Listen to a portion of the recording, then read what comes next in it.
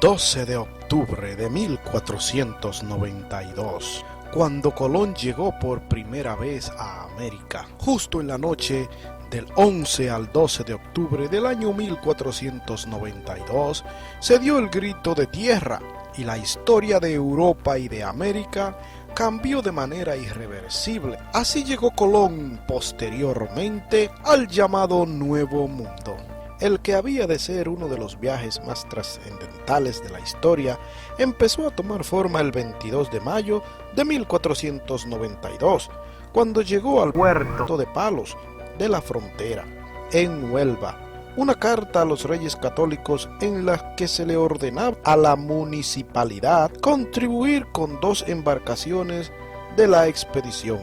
Aunque no fue fácil armar los barcos y reclutar la tripulación, Colón partió el 3 de agosto de 1492 al frente de 3 naves, la Santa María, la Pinta y la Niña, aunque los nombres de las 2 últimas eran en realidad apodos. Sabemos que la Niña se llamaba de forma oficial Santa Clara. 3 naves cargadas de provisiones, marineros y esperanzas de encontrar una nueva ruta comercial que cruzara el Atlántico. La primera, la capitana, era una nao, mientras que las otras 2 eran carabelas.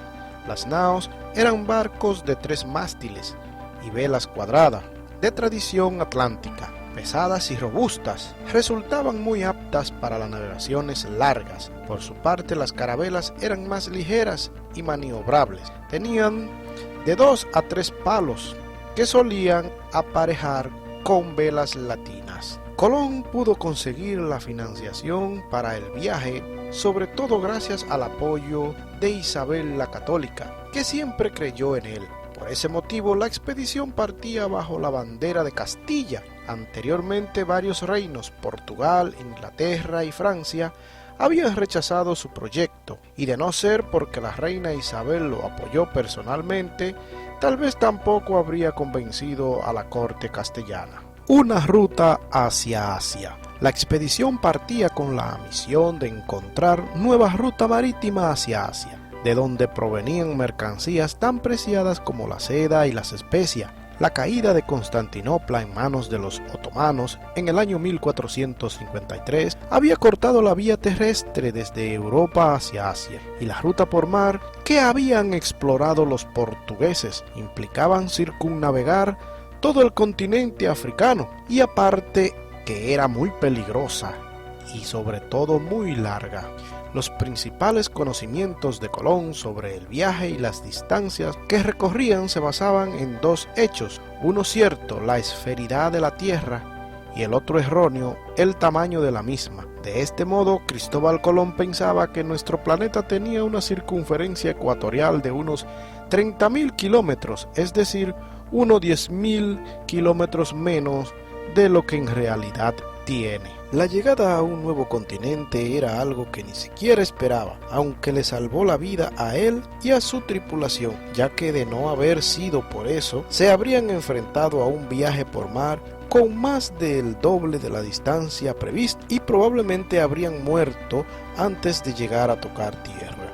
Así que, después de haber hecho escala en las Canarias, el 6 de septiembre, la flotilla tomó rumbo al oeste. El almirante calculaba que la distancia hasta Zimpango o Japón serían unas 700 leguas, por lo que cuando se superaron las 800 sin avistar tierra, hubo de afrontar el descontento de sus hombres, deseosos de abandonar una aventura que cada vez parecía más temeraria. Tierra a la vista. La madrugada del 12 de octubre del año 1492, la tripulación de la Pinta, concretamente y según las crónicas, Rodrigo de Triana, avistó la isla de Guananí, en las Bahamas, donde desembarcaron. Allí tuvieron el primer contacto con sus habitantes, los taínos, a quienes regalaron algunos objetos que despertaron su curiosidad, como bonetes y cuentas de vidrio, para ganarse así su confianza. Colón creyó en un primer momento que había llegado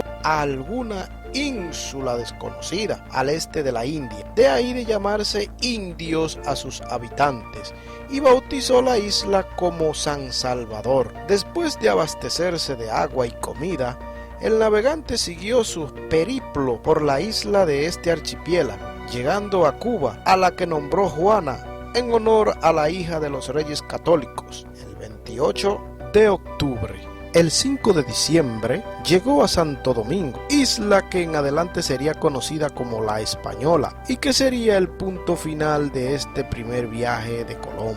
El 25 de diciembre, la Santa María encalló a la altura del actual Cabo Haitien y sus restos sirvieron para construir un pequeño fuerte bautizado como el Fuerte de la Navidad.